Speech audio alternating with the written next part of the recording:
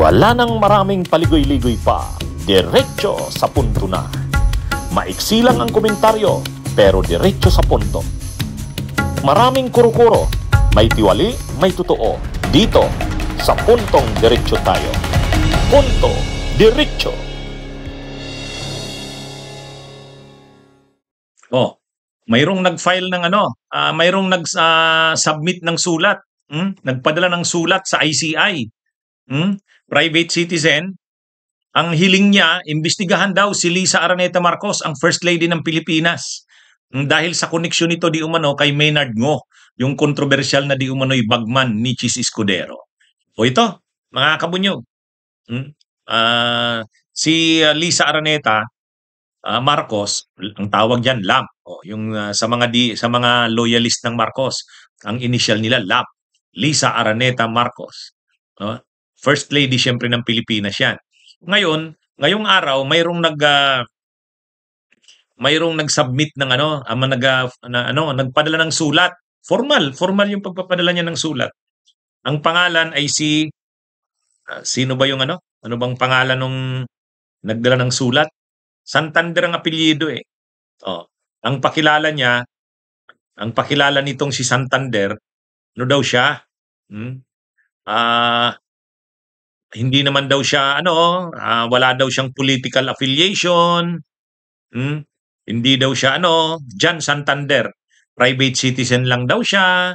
Hindi daw siya Dilawan, hindi siya Kakampings, hindi daw siya Duterte, DDS, hindi naman daw siya Marcos loyalist. Nagmamalasakit lang daw siya. At ang gusto niya sa hinihiling niya daw sa Independent Commission for Infrastructure, imbestigahan si Lisa Araneta Marcos, ang First Lady ng Pilipinas, sa posibleng pagkakasangkot nito o koneksyon nito kay Maynard Ngo. Po sa inyong lahat. Kami po ay mga individual, hindi po kami kasapi ng kahit anong organisasyon sa loob ng Pilipinas. Kami mga part ng millennials, of course, sa henerasyon. Kaya kami nandito sa unang-una sa lahat, gusto namin magpasalamat sa Executive Director, Sir Brian Osaka. Maraming salamat sa mabilisang pagtugon sa mga messages po namin hanggang sa pag-send po namin, pag-file namin ng letter of sentiments namin para marinig niya yung mga gusto naming sabihin at mga tingin namin kailangan imbestigahan sa mga nangyayaring malawakang flood control na nangyayari na dito sa bansa. Isa pa, hindi rin kami pro Marcos, hindi rin kami mga DDS, hindi kami mga kakamping. Okay, ito yung sarili naming pananaw bilang parte o bilang individual na naninirahan dito sa bansa natin. Maraming salamat kasi mabilis kami nakapagbigay at tugon naman sa amin ni Executive Director na nagpapasalamat siya dahil higit sa lahat nabo-voice out namin kung ano yung gusto naming sabihin. Ulit, wala kaming nare-represent kahit anong organisasyon. Ang laman ng sentiments na ito ay ito yung mga nasaliksik ng of course na mga kasamahan namin na may kinalaman posibleng may kinalaman sa korupsyon sa flood control project.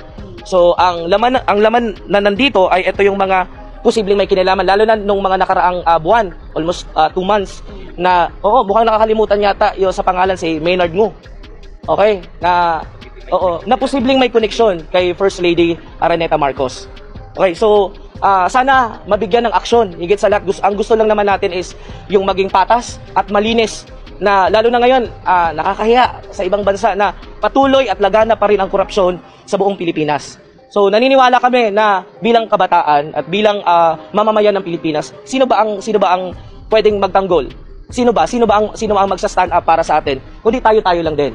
So wala naman tayong sinisiraan na kahit na sino. Ang gusto lang namin marinig yung boses namin.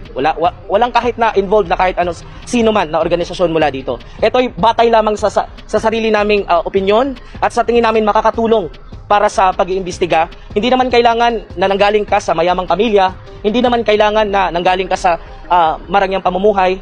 Ang gusto mo ay makatulong lamang sa bansa para sa pag-iimbestiga sa flood control project corruption.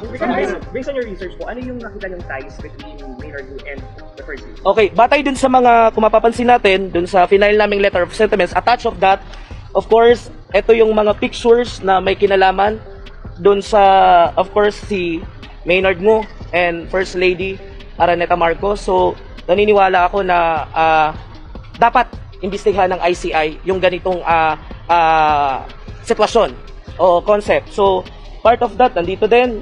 Ito yun galing sa, of course, sa mga credible nating media, na bilyonaryo, okay?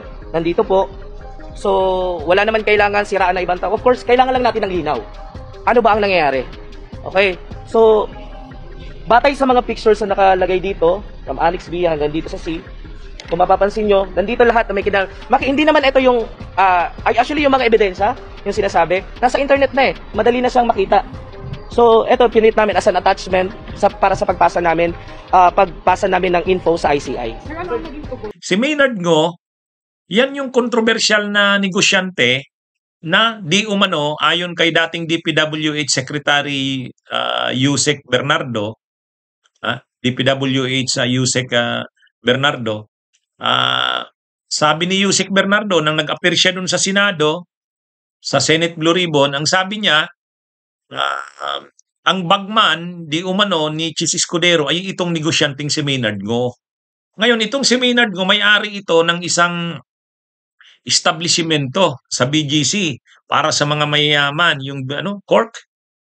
Ano bang pangalan ng ano na 'yon? Yung establishment na 'yon? Yung si Maynard Ngo ay may-ari ng yung restaurant doon. At saka ito ay may-ari ng Cherry Mobile. Siya ang CEO. CEO at may-ari. At Cork Wine Bar. Yun. Ano ito? Isang bar na pag-aari rin ni Maynard Ngo. Madalas doon sa Cork Wine Bar si Chis Escudero. Madalas tumambay doon si Chis Escudero. Doon sa Cork Wine Bar. Sa katunayan, sabi ni Yusek Bernardo nung nag-testify siya sa Senado, nag-meet sila ni Chis Escudero doon sa Cork Wine Bar. Doon daw sila. Ito kasing si Maynard Ngo, kasusyo rin ni Heart Evangelista di umano doon sa isang beauty product. Kaya itong si Maynard Ngo. Ngayon, anong sinasabi nitong Jan Santander na sumulat sa ICI? Si Maynard Ngo daw, nung panahong tumakbong presidente si PBBM, nag-sponsor si Maynard Ngo ng fundraising doon sa mismo. Mayroong isang exclusive na kwarto doon sa loob ng Cork Wine Bar. Mayroon doong mayroon doong exclusive na yung tinatawag na Cork Elite. Yung Cork Elite, exclusive talaga yon. So, kumbaga itong si Maynard Ngo, nag-invite ng mga kaibigan niyang mayayaman, mga milyonaryo. High value fundraising activity. Nandun si Lisa Araneta. Nung March 24, 2022 ito. So may picture na pinakita itong si Jan Santander. Pinakita niya, inattach niya dun sa sulat. So ibig sabihin, ang pinapakita niya na si Maynard Ngo, na di umano'y bagman ni Chis, sa mga projects nito, ayon kay dating DPWH Yusek Bernardo, ay konektado rin, malapit din kay Lisa Araneta. Ang patunay niya, yung picture nga, na noong March 24, 2022, doon sa Cork Elite, isang exclusive na bahagi o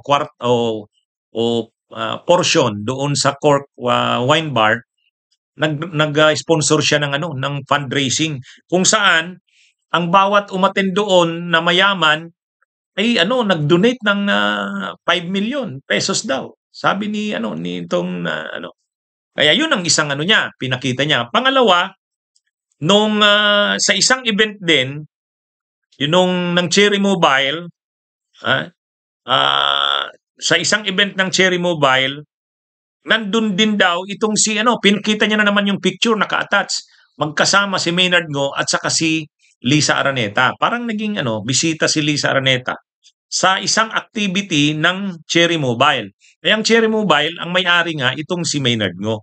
So yun yung mga yun yung mga sinasabi ni Jan Santander na mga preba o ebidensya na itong si Maynard Ngo ay konektado rin kay Lisa Araneta. Kaya dapat daw itong imbestigahan. Yan yung mga yan yung mga pinapakita niya ni Jan Santander. At saka yung listahan nung binubuo pa lang ng administrasyong Marcos yung gabinete nito, syempre na-elect si Marcos May 2022. Uupo ito June 30. Bago pa yung June 30, ang napipili na talagang executive secretary, in-announce na yan, si Vic Rodriguez. Si Vic Rodriguez nag-prepare ng listahan. Listahan ng mga i-appoint sa mga positions. At sino ang nag-recommend saang positions. Mayroong listahan na gano'n na nakalagay doon sa libro ni Vic Rodriguez na tinatawag Kingmaker. Ngayon, may nakalagay doon sa listahan na yon. Robert Bernardo, na nire-recommenda bilang USEC, Senior USEC, DPWH. At ang nakalagay na nagre-recommend ay si Maynard Ngo. Marami dong mga pwesto, mga positions na ang nagre-recommend si Maynard Ngo. So ang sinasabi nito ni Jan Santander, ma-influensya itong Maynard Ngo. At na-appoint daw yan si Bernardo dahil sa connections ni Maynard Ngo kay Lisa Araneta. So yan yung dahilan bakit niya gustong paimbestigahan si Maynard Ngo at si Lisa Araneta. Problema dyan, ang problema lang dyan, pwede na bang maging ebidensya yung mga ganon, yung mga ganong pictures? Seryoso yung mga aligasyon mo, corruption. Corruption sa flood control.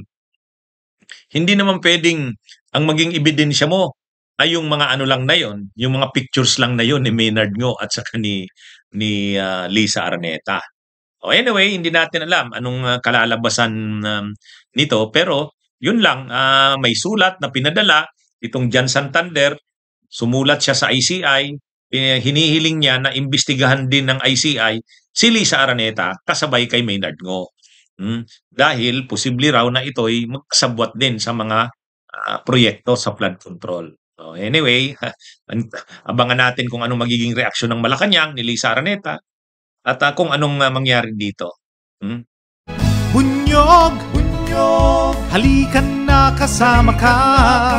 Bunyog, kapag buklod ay may pag-asa. Luzon, Visayas, Mindanao, isa ang pananaw. Sa bagong Pilipinas ang bunyog isisigaw.